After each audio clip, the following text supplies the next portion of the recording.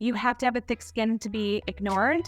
Those used to pain me when I started, and it took me a very long time to get through that. And I was like, maybe I'm just doing it wrong. But then as I've done this for so long now, I have a client who literally would reach out 2 years later, replying to a newsletter I sent 2 years earlier, going, hey, we're planning an event. Is this speaker available on that date? And I'm like, that was the work you put in now is the work that you will see later. Like it will come back to you later. It just takes time. Welcome to Lori the podcast, and I'm your host, Lori, and I'm super excited you're here to join me on my public speaking journey, finding out what the most impactful way is to get your audience into action. Your message is worth sharing, and people need to hear it now from you. So, you ready? Let's go. My name is Donna Buttice. I own Platinum Speakers Agency. I am a boutique speaker management company. My background is I answered an ad in the newspaper and became an administrative assistant for one of the oldest speaker bureaus in our industry. I fast fell in love with the idea of the work that it is that we all do. I have been on the bureau side. I've also worked on the speaker side. And about 15 years ago, I started my own management company where I exclusively work with about a dozen speakers, managing every aspect of their speaking careers. I love that. Thanks, Donna. And I think with your experience, part of the bureau side and the speaking side, and for everybody who's not familiar with that terminology, if I understand correctly, with the bureau side, you mean you were in speaking agencies, helping or bridging the gap between event organizers and speakers. And from the speaker side, you were helping speakers to find gigs. Is that true?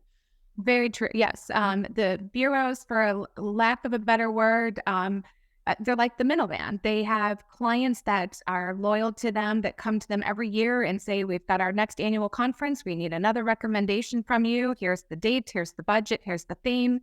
And then they will, reach out to all the speakers out there that are not with the management company or with the management company to see if they can exactly that, bridge the gap between talent and buyer. When I worked on the speaker side, I just worked for one speaker, like as their, office runner, doing everything from their contracts to their admin work to booking them for events. But yes, I went and found work for them, or work came in and found us. And now I've kind of blended both sides of the industry and took that knowledge into what I do today.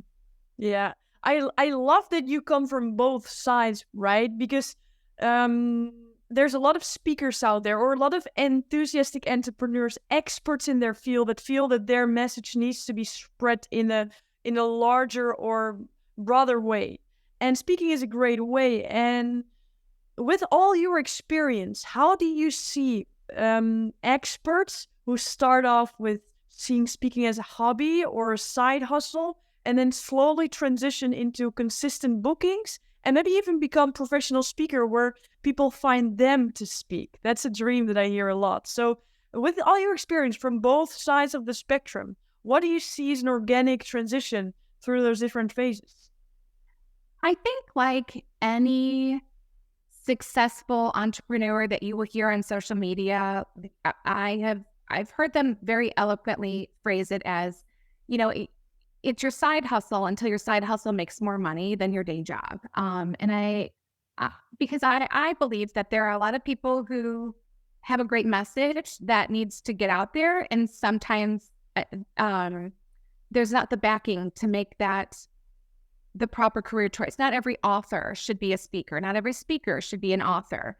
I think authenticity is what brings people the longevity in this industry. I personally have worked with a speaker who had family that was in the industry. He did a lot of conference leading at the corporate company he worked at, but he really liked the idea of like, how can I transition this into being a, keynote speaker to corporate events full time? And it was exactly like I had just stated earlier. It was, you can quit your corporate full-time job that you've had for a decade with benefits and security and go into speaking, and we scramble. Um, and people do that. But, when you're the breadwinner, you should probably wait until your side hustle starts paying more money than your day job.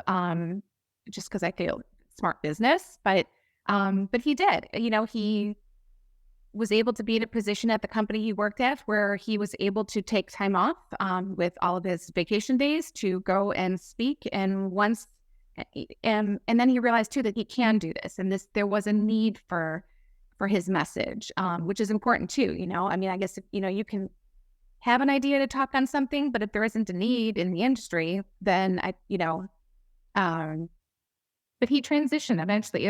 I would say probably within 3 years of us working together, he was 100% done with his corporate job. He was 100% full-time speaking, and it worked for him. I would have never encouraged him to leave it until we knew, like, okay, there's consistent demand for you. There's consistent interest. There's consistent bookings. Let's run with it full time. Yeah, that's great. And I think that what you're saying is so wise. Like, just like starting a company, like speaking is some sort of part of a company. Like most listeners right now, they're probably already doing some sort of entrepreneurship, and they want to use public speaking as a way to enhance their message. So just like creating your own company, you need a product market fit, right? And Right. speaking is the same. And what I find very intriguing is what you're saying is someone who started from the beginning, within 3 years, was able to get consistent bookings. Like, what is the journey that a person went through? And how can someone who now has an idea worth spreading that they know needs to be heard Next. start on that journey? So I would say for most speakers over my time in the industry, getting footage of you speaking on stage is probably the bane of our existence. It's like when you're a teenager and I have teen daughters who are trying to get out into the workforce, and most places are like, you need experience. Like, I don't have experience until I get my first job. I can't get my first job until I have experience. It's the same with a demo video. Meeting planners want to see your stage presence. They want to see that you are comfortable on the stage. They want to see your interaction with the audience. And of course, in order to get that footage, you have to have been hired to speak at an event to get the footage. So what we had done was not strategically, everybody does it. You speak for free. In return, if the client is filming their event, you will be happy to speak at a very low fee or free or expenses only to go to an event knowing that the client is going to be videotaping and you are going to be able to get that footage. You maybe speak for a very, very low fee plus expenses, and then you take that money that you were going to make on that job and you pay some professional photographers or videographers to come to the event. Most groups will let you do that. And most clients know when they're paying a very minimal amount of money for a speaker, they know that speaker is somewhat new. They understand that, the $100,000 speakers and up are, have some sort of a celebrity link to them. If you're going out for free, you're probably very new in it. And they're very gracious for the fact that your message will still relate to them. And they love to be able to help by giving you the footage, letting you come in and film. And it's a process because now that you've got footage and nobody knows you exist. Oh, just coming in quickly, because it is a process, it's a journey. And if you want some help on this journey, I'm here for you, totally for free. Because there's a blueprint for every keynote talk and presentation that I would love to share with you. The link of that training is in the description. Check it out, click on it, and let's, for now, go further with what Donna has to say. You've got to, on the management side, for me, it's a little easier because I've been doing this for, over a decade. I already have a client base. So I can go back to clients that I worked with 15 years ago when I was starting out. And I had those clients that had the smaller budgets to be able to say, like, hey, I have this new and upcoming speaker. you've worked with, X speaker who's very similar. I think that you guys would like him, and you offer a Zoom call to have a face-to-face so they can get to know his personality, because you don't have video. But if you can create all the other accolades, a website, the marketing materials, who am I? What do I speak about? What are you going to learn from having me? You'll build it. And I still work with the speaker I was mentioning earlier, and we have been doing this for almost 8 years now. And, Wow. he's still full-time doing it. And he, coming out of the pandemic, had his best year over last year. Every year seems to get better and better. So, I mean, it's a work in progress. It's not an overnight success unless you're, I forget his name, Sully, the one who landed the plane on the Hudson. I think he had a speaking career before he even dried his clothes, because it was an amazing story the whole world wanted to hear. But otherwise, you kind of have to work for it. Yeah. Yeah, and it is very intriguing though what you're saying, I feel, because the first step, how I see it then, is you want to have footage. How or when, like as fast as possible and as creative as possible. So if you don't have any audience, just create an audience. But make sure that you have some footage to share, because people want to hear what you're saying. Like, the authenticity is what's creating the longevity in the market. So if you create that authentic presentation basically of your public speaking talk, that will help you a lot. That's what I'm hearing. Yes. And I feel like people should have a topic that is true to them. I've had, speakers that are getting started that have reached out to me or my colleagues, and they're like, what topic is hot right now? And they're asking it because they want to know what topic is getting booked the most, so they can figure out a way to speak on it. And I'm not saying that that's the wrong approach if it's really truly what you can speak about. I wouldn't try to talk about, the education industry. I've never been a teacher. I've never worked in a school. Like, even if that was a hot topic, like I'm not knowledgeable in it. And even, like, it has to be authentic. It has to be what whether it's your personal story and you can, take it and create it in a way that people will learn from it.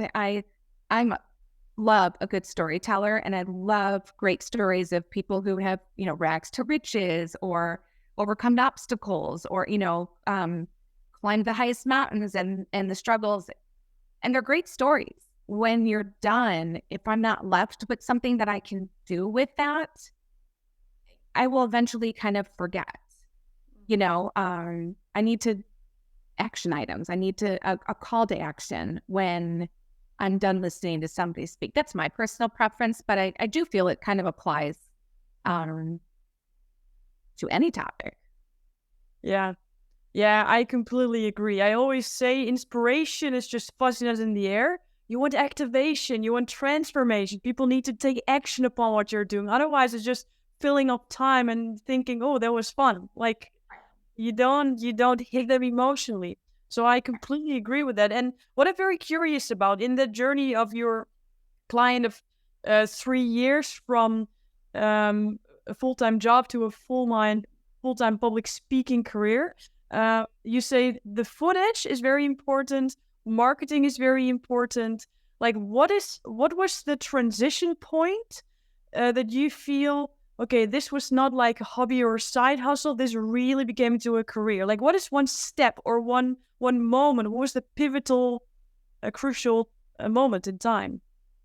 I mean, obviously getting the praises from the clients that worked for him, but we really started to feel like this was going to happen when, the speaker bureaus that are out there are overwhelmed with, maybe not overwhelmed, but they are bombarded on a daily basis with, current speakers, new speakers, hey, I'm out here, book me, I have a new topic, I have a new video. And on top of the fact that they have extremely busy jobs and crazy looking inboxes to begin with, figuring out a way to stand out in a sea of people who want to be noticed is not easy, and I think we kind of started to feel that there was this shift when we did break those barriers, like the bureaus were specifically reaching out for him.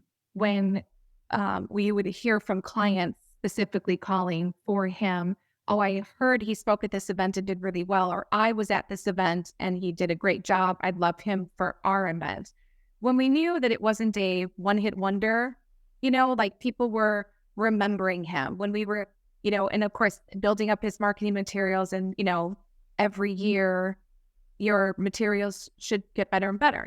7 years later, he's not using the same footage of him on stage for that very first event. Like he's evolved from then as well. And the momentum was just, we felt confident that the momentum was going to stay. I think, some people maybe stay in it too long. But we just felt confident. I mean, the fact that we were getting spin-off business, repeat business, that was a sign that the more people that will see his stuff, we felt they were going to like it enough to hire him. Mm. Can I say then that if you are like starting, like I'm in the perspective of the person you're still hustling, it's a hobby, you want to be on stage, people are not finding you yet. The first thing you need to do is get some footage, like make a video of yourself. And then once you get in proximity, you get more and more, like if it's for free or a bit paid, or you get more footage, you get more photos, you get more videos. Then at some point, like, of course, your story needs to be stellar. And then you get a bit of referrals. And once that flow is, or like that growth is consistent, and you're starting to get to an agency, and to that topic we will come next, is that the flip side can occur, but that consistent growth is the goal for that. Is that what I'm hearing? It is. I mean, there are, like with your rates, I feel like there's a bit of certain topics with certain accolades can command a certain fee. When you are unknown, you're not a New York Times bestselling author, but you have a good message, and I'm not saying that there's anything wrong with that, but it's like anything, Oprah. She's a household name. She has tons of accolades to her name. She also doesn't need to make an income. This is, speaking for her if she even does it, I don't even know. But a need for an income for someone like Oprah is not necessary. But if she wanted to speak, she can command just about any six-figure income she wants for a keynote, because she has all those accolades and she doesn't have to work. So if you really want her to do it, like she's, if she charged a fee of $10,000, the whole world would be trying to book her. It's impossible. It's like cars, like the fancy expensive cars, like, if they sold, Range Rovers for $10,000, the whole world would own them. Like there's something to be said about the class of a Range Rover because of the status it is and the price tag that goes with it.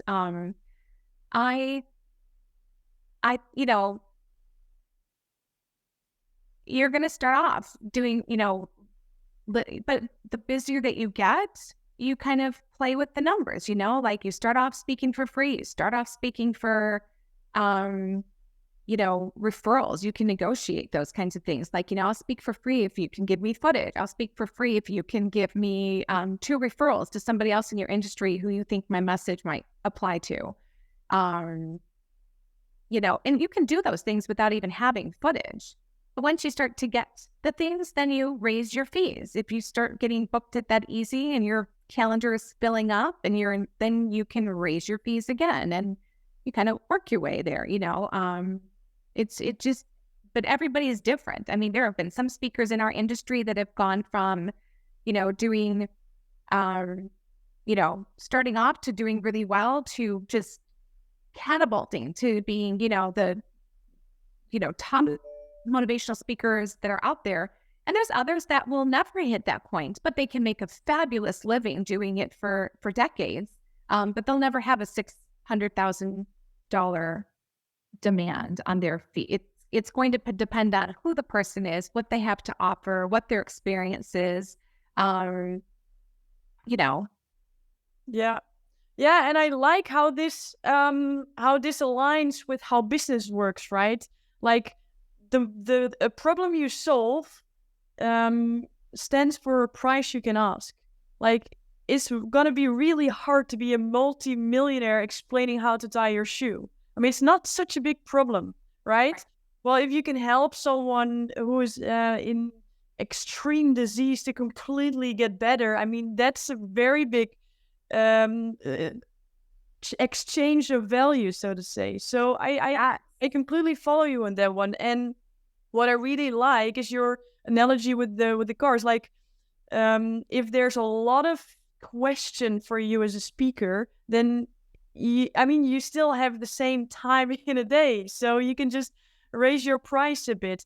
And and regarding the speaking agencies, right? Because a lot of speakers have this idea, okay, I have my topic now, I have my footage, and now I'm gonna register at a speaking bureau and they will fix it for me.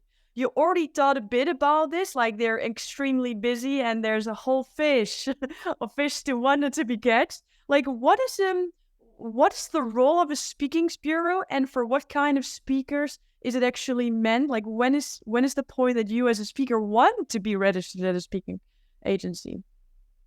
so I don't want to. It's been a long time since I've worked at a bureau, and I certainly don't want to say anything that will upset any bureaus that may ever see this footage down the road. But um, there, the speaking industry, I feel, is a saturated market. There is a ton of incredible um speakers on the platform in all different calibers on all different topics. And it's very hard to stand out. Do I think that speakers should try to make relationships with bureau partners? Yes, bureaus have been around way longer than us on the management side. They have clients that are loyal and faithful that come back to them every year looking for recommendations because they trust the bureaus for their expertise in giving them ideas of speakers instead of them having to search the internet, which, you type in keynote speaker and you'll probably find 1.2 billion pages worth of resources to go through. That's time consuming. But the bureaus need to get paid. So when you're starting out and your fee is very low, there isn't a lot of incentive for the bureaus to book you. But that doesn't mean you throw a $10,000 price tag on yourself either in order to get the bureaus to notice you, because you have to remember where you're starting, where your level is, where your marketing materials look like. You can throw a $10,000 price tag on you and you don't have a demo video and you really don't have clientele. You're being put in a pool where you're compared to other speakers that are at the $10,000 range, and their marketing materials are way more impressive than yours will be. You have to, the price tag has to fit the product that you're putting out. So I would not encourage newer speakers that are still trying to build all of their assets to look to bureaus. They really don't have the clientele. That's it. It doesn't make sense yet. Once you start building yourself up and you start getting there and you have footage and you have clientele, if you're going to be in town near a bureau, maybe ask the bureau, like, hey, I'm going to be speaking in town. And, would you be interested in getting to know who I am and seeing me on stage, and see if you could build relationships for when the time comes, you have that already in place. You have to do your own work. You have to find the groups that make sense, that would need to hear the message. Your message, what audiences it makes sense for you to speak for. You have to do the work. There is no end all be all in this industry, but you have to do the work. And then there's a time when it makes sense then to to reach out for additional assistance. I love how you say that, additional assistance. Like, it's not just like you put 50 cents and it starts rolling, right? It's like it's a process that's already in motion, and you just get an extra push. And what I'm very curious about, there's, like you said, there's a ton of incredible speakers out there. And speaking bureaus have like a catalog full of amazing speakers on every single topic. Like, you can think it and it's there. Um, how can people who do have a great message, who do have their marketing in order, are registered in bureaus, but still don't hear anything or don't get bookings from bureaus? Like, what can they do to step up in their game, like own their responsibility and utilize the bureaus more? I would say, letting them know when you're in town to do an event. See if, everything has kind of changed since COVID. I actually reached out to a bureau I've worked with for years recently, because I had a speaker that was going to be in town for an event, and I was going to see if they were either interested in coming to see him speak because it's been a while, or if the speaker can come to their office to do just like a 30-minute office visit. Like maybe the speaker comes in with, donuts or bagels or some, healthy food for everybody to just kind of sit. That face time is part of like building the foundation for the relationships. And I found out that nobody is even in their offices anymore, and they all live throughout the country. So that didn't work out very well. But it's an idea, and you have to be careful.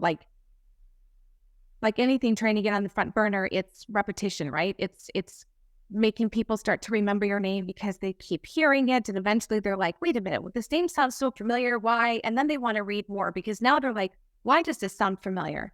But you also don't want to send it too much, or they're going to unsubscribe from you, or they're going to get tired of hearing from you. So there's no right formula. And I also think that, some bureaus have agents that they focus just on specific industries. Like in a bureau, there might be an agent who is only responsible for booking speakers for associations, or for religious groups, or for educational groups, or for healthcare groups. And so if you're a speaker who talks on, stuff that's relatable to healthcare, but you happen to call the agent who's in charge of religious groups, he's got nothing for you. Like, he doesn't see the connection. So, you again, you got to do your homework, look at the bureau's websites and see if there's something that can give you an open introduction, as opposed to like, hey, pick me, I'm here. Everybody else is there too, But if you can also, as you're building your momentum and you're speaking, and you can send that to somebody, to show them, here's all the places that I've spoke to before. Here's what I've been consistently getting paid. Here's, accolades from clients.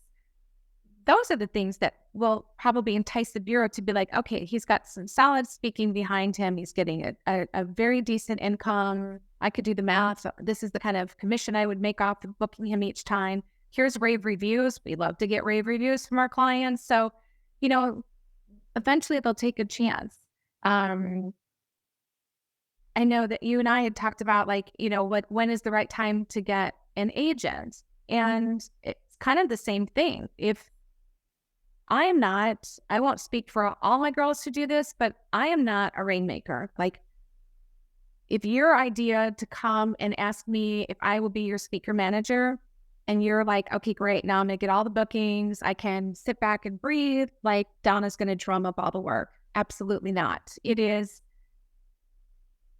a team effort. You will always need to be working, writing the next book, thinking of the next topic, keeping your message relevant and current, putting yourself out on social media, doing the newsletters, giving me stuff that I can be passing off to the clients that I currently work with, the bureau relationships that I do have. I mean, that is an advantage of having an agent, is I've been in the industry 25 years, I have some decent relationships with the bureaus that when I send them something, I don't think, not everybody's ignoring my stuff. They're like, oh, wait, Donna took on a new speaker. I'm interested. It doesn't guarantee they're going to book the speaker, but it might help that they're going to probably pay attention to what I'm sending. But I can't take somebody on who doesn't have a history, first up, most of us don't even have the clientele who's looking for free speakers or lower fees. We've been doing this for a very long time. So the clientele that we've worked with has also evolved as we've evolved our businesses. Our job is to close the deals, to find new business, to utilize the partnerships that we already currently have in place. But I'm not, I can't make somebody's business happen. They have to do that. And I think that there's sometimes this false sense of, all right, I want work, I need an agent. No, you need an agent when you've been doing this long enough and well enough that you're like, okay, I am so overwhelmed almost with the amount of inquiries that are coming in and keeping track of the back end office. And it seems silly for me to be trying to close my own deal or, tell people why they should pay more money than what their budget allows. Like, I just want to go and deliver my message and craft the client I'm working with next. That's the time that you need us to come in so that we can start helping to field more of that and build up the momentum even more, bring in more bookings, not start you from scratch. Yeah, that's a great message, I think, in the industry, because what is absolutely amazing, Donna, is the industry, if you Google, is quite vague and it's not so transparent for starting speakers. So what you're saying is so incredible valuable for anyone who wants to, go from that side hustle in public speaking to a more professional career. It's so relevant to not invest in stuff that you're thinking, okay, you're gonna make it rain. But it's like stepping up, get your testimonials, get your videos, make sure you go to all the events that you can go to, speak for free, get referrals, put in the work. And at some point, and that's what I'm hearing from your story with the 3 years, is at some point, there's going to be a tipping point. At some point, your message clicks. At some point, you get referrals. At some point, referrals get referrals.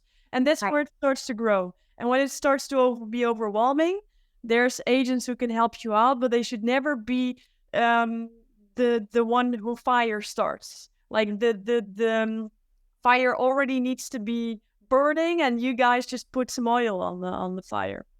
Yes. And then there's been, the rare occasions where I know that agents have worked with speakers and really kind of helped form, like, for instance, my other speaker that I was mentioning.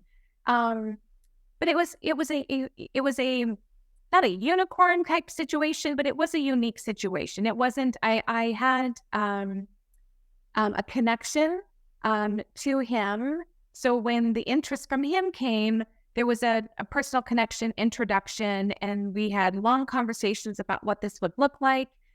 It wasn't like somebody that I had never heard of, had no, relationship with, but I did take somebody on who, I knew with teamwork and collaborating, we can figure out how to make it work. We hoped it would work, and it did work for us. But for me, to get an email in my inbox, which I get many of, where somebody says, I would love to be repped by your agency. Sometimes that's the only sentence that's in the entire email I get. There's no, here's a link to my website, here's a link to my video, here's what I even talk about. It's literally, John Doe sends an email, good morning, I would love to be repped by your agency, sincerely. And I think, that might be the reason why you're not, you've given me nothing. But if that's how people are marketing themselves, that is the return on their investment that they're going to get. They're not investing much in me to even, they haven't invested in me for them to get a return on that, to be like, hey, I've looked at your roster. I've looked at where clients have spoke before. Like, here's how they're just knocking on my front door, soliciting me. Wow. Here you say something so awesome. I want to re-anchor this. Like, the investment you make in the relationship in the industry is what you get out of it. So if you don't give anything, it should be a reciprocity. Like whatever you give, you can also give back. But if there's nothing in the transaction and it's only one way, it's just not gonna work. I think that's so powerful. And just to close it off a bit is, like, if you look at all the things we talked about and the transition that people are moving from the place that they're in right now, they want to speak more. They have this dream of, at some point, waking up, opening their email after, of course, working out and drinking a green smoothie or whatever. They open their email and they're like, "We want to hire you as a speaker. What's your budget?" That is like a dream of so many people. What would you feel is the biggest needle mover, the biggest action step that those speakers can take to get there?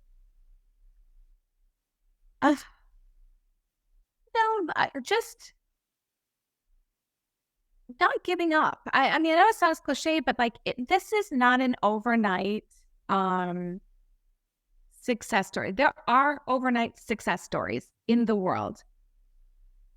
Waking up and deciding this is what I want to do for a living, and then, sending out, like, you have to have a thick skin to be ignored, to be told no, for people to unsubscribe to your emails, for people to literally take the time to write you back and say, please remove me from your list.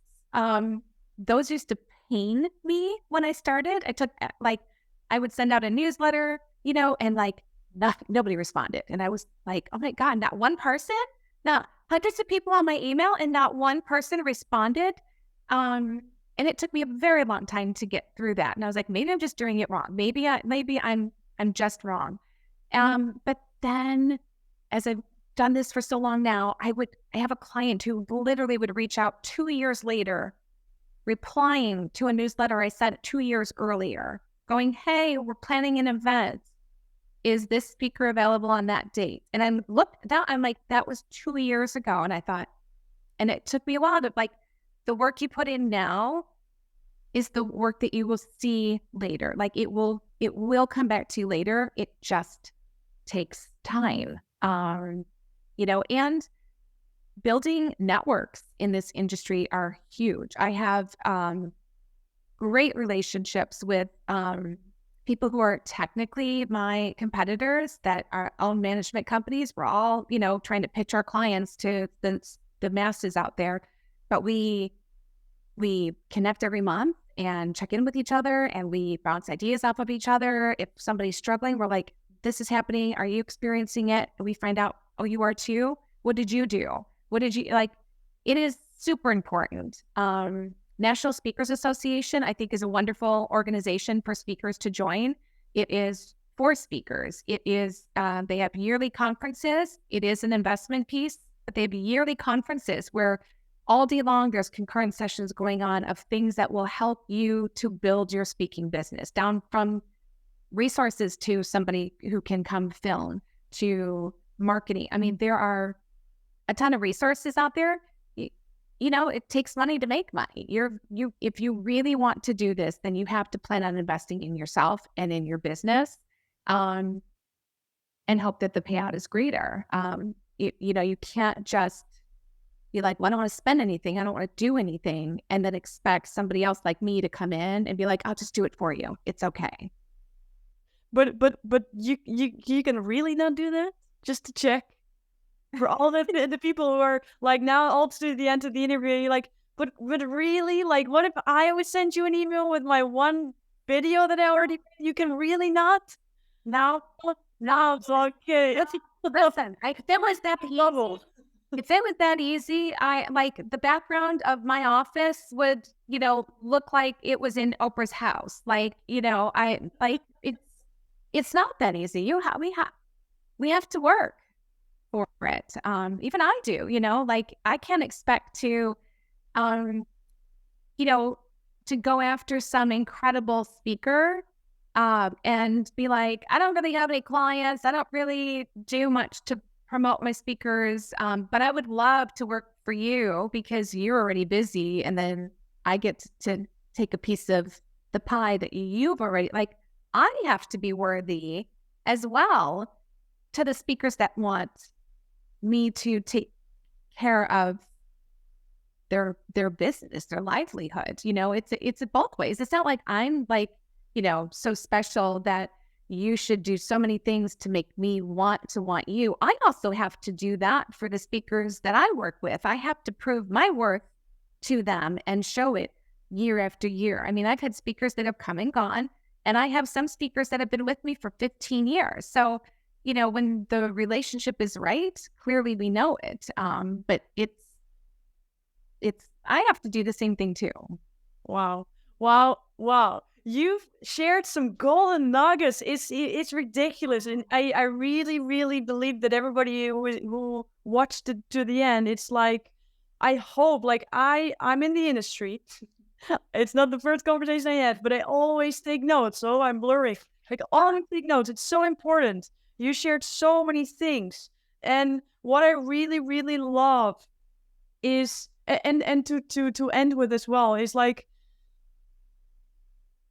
there's stories out there who needs to be spread, and it's not easy, and it's not one linear way. You have to put in the work, but Yeah. it's worth it. Yes, the payoff is so worth it. Especially for those who are passionate. Like the ones that are super passionate, they're the ones that will succeed. Sometimes fast, sometimes slow, but you know it. You know it. Like, just to close it up, what's one thing you just want to say? Like, I've asked you a lot of questions, but what's one thing you want to say to everybody who has this message that needs to go out there, who knows now that it's not easy, but it's worth it, and there's steps, and if you take the steps, you won't get there on some point, like some small or some fast, some less fast, but everybody can go there if they do the work. What is it that you want to end with? What is it what you want to say? I think I would just say, going back to like finding resources out there and people that you can lean on and learn from. What my biggest thing would be, you know who you are. Always stay authentic to yourself. You can take feedback from all the people that you'll meet throughout this industry. Take the pieces that make sense to you and keep them.